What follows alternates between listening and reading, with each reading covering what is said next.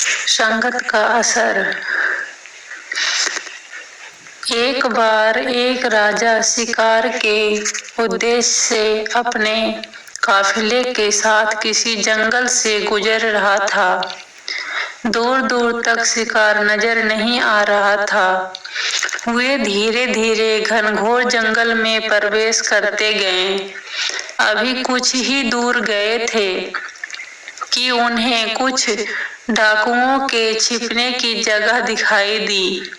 जैसे ही वे उसके पास पहुंचे कि पास के पेड़ पर बैठा तोता बोला, पकड़ो पकड़ो, एक राजा आ रहा है। इसके पास बहुत सारा सामान है। लूटो लूटो, जल्दी आओ जल्दी आओ। तोते की आवाज सुनकर सभी डाकू राजा की ओर दौड़ पड़े। डाकुओं को अपनी ओर आते देखकर राजा और उसके सैनिक दौड़कर भाग गए।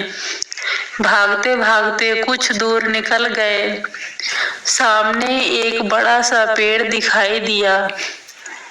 कुछ देर आराम करने के लिए उस पेड़ के पास चले गए।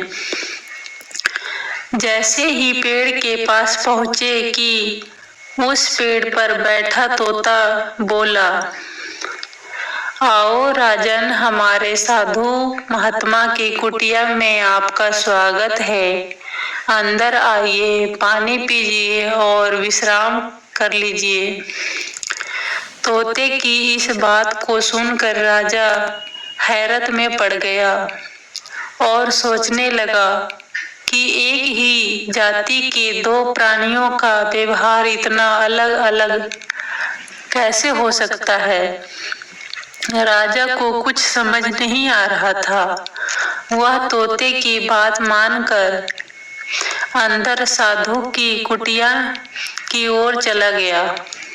साधु महात्मा को प्रणाम कर उनके पास बैठ गया और अपनी सारी कहानी सुनाई। फिर धीरे से पूछा, ऋषिवर, इन दोनों तोते के व्यवहार में आखिर इतना अंतर क्यों है। साधु महात्मा धैर्य से सारी बातें सुनी और बोले, ये कुछ नहीं राजन, बस संगति का असर है। डाकुओं के साथ रहकर तोते भी डाकुओं की तरह व्यवहार करने लगा और उनकी ही भाषा बोलने लगा। अर्थात जो जिस वातावरण में रहता है वह वैसा ही बन जाता है। कहने का तात्पर्य है कि मूर्ख भी विद्वान के साथ रहकर विद्वान बन जाता है और अगर विद्वान भी मूर्ख के साथ में रहता है तो उसके अंदर भी मूर्खता आ जाती है। इसलिए हमें संगति सोच समझकर करनी चाहिए।